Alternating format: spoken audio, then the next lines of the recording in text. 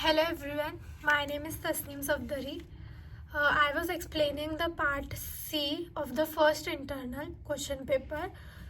We have discussed the part C till question number 14 as the video was very long. So I am making a part 2 for the part C and we'll be starting from the question number 15. So the question number 15 states that using the feedback rating dataset, normalize the value 35 using it has various parts. Using this method, we have to normalize. So let's start.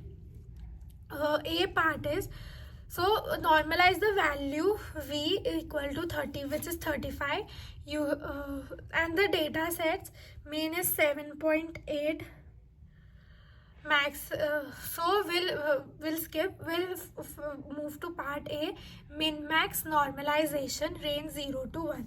So we know the formula for the min max is V minus min upon max minus min, and V dash equal to 35 minus 78 upon 42 minus 5, which we have which is given in the upper part itself, that min, max, mean, these are the values. So by putting the values, we get V dash equal to 0.784, which is an approx value. Now B part is Z score normalization, and phi is given as 12.94. So V dash, putting it in the formula, calculating the value of V dash, approximately we get it as 0.481. Now C part is decimal scaling. Now decimal scaling, V dash equal to V upon 10J. Since the maximum value is 42.5, which is less than 100, we set J equal to 2. So V dash equal to 35 upon 100, which is 0.35. So this is the part C, which is the decimal scaling. Now part D, discuss which method is the most appropriate and why. So Z-score normalization is generally the most appropriate method here. Min-max normalization is highly sensitive to outliers, like the low value 7.8, which can distort the scale. Z-score preserves the shape of the distribution and handles outliers better. So that's why Z-score is the normalization is generally the most appropriate and most preferable method. So this was question number 15. Now let's move to next question, which is the question number 16. Now it is saying use age and productivity data, normalize both attributes using Z-score normalization. So using age and productivity from question number 4, which was from the part, I guess 8. Yeah, from part A, question number 4, we are using the data here. So we will normalize both attributes using Z-score normalization. So we have data, so normalization using Z-score. Using Z-score to normalize. So subtract the mean and divide by the standard deviation for every data point. So age 23, Z equal to 23 equal to 1 and production 9.5 Z. So for every data point, we'll repeat the same steps. Okay.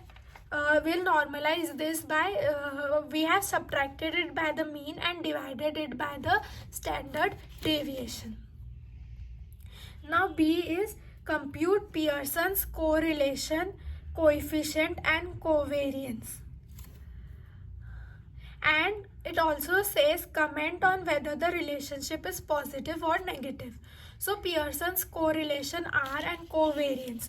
Covariance COVA, P, so is nearly about 100.02. A positive covariance indicates that the two variables move in the same direction. Since it is positive, so both the variants are moving in the same direction. And Pearson's correlation coefficient R equal to the above. We have calculated covariance COVAP, so we'll put it here and divide it by standard deviation A into standard deviation P. So which is nearly about equal to 0.82. Now it is approximately equal. Both the values are approx values. Now we needed to comment it on it. So comment there is a strong positive relation. R equal to 0.82. This confirms that the student age increases, their self-assessed learning productivity significantly increases. So this is saying that as the age of a student increases, their self-assessed learning productivity increases significantly. So this was the end of the question number 17. Now let's move to the next. This was the end of the question number 16. Now we'll be moving to question number 17. So it's the suppose student project evaluation scores are, which can be seen on the screen. These are 12 values. Partition into bins using equal frequency partitioning. First is equal frequency partitioning. Like we'll make 3 bins. So divide 12. So each bin will contain 4 values. 12 divided by 3, 4. So first 4 will go in bin 1 first, then next 4 in bin 2 and next 4 in bin 3. B part states that equal width partitioning. You have to divide it in the equal width partitioning. Divides the range like 215 is the first value, last value, and the first value is 5. It is 210 and equal intervals of width 70. So bin 1 will be from 5 to 74, then bin 2 75 to 114, and bin 3 will be 145 to 215. So this will be in the equal width partitioning. Third is clustering, in the form of clustering. Clustering means groups data based on natural closeness. So natural closeness, cluster 1 will contain 5, 10, 11, 13, 15, which are low values. Cluster 2 will contain mid values, that are 35 to 92, and cluster 3 extreme outliers. So these are the 3 methods in which we can partition this into bins. So 3 methods we have seen, and this is the end of the question number 17. Now let's move to question number 18.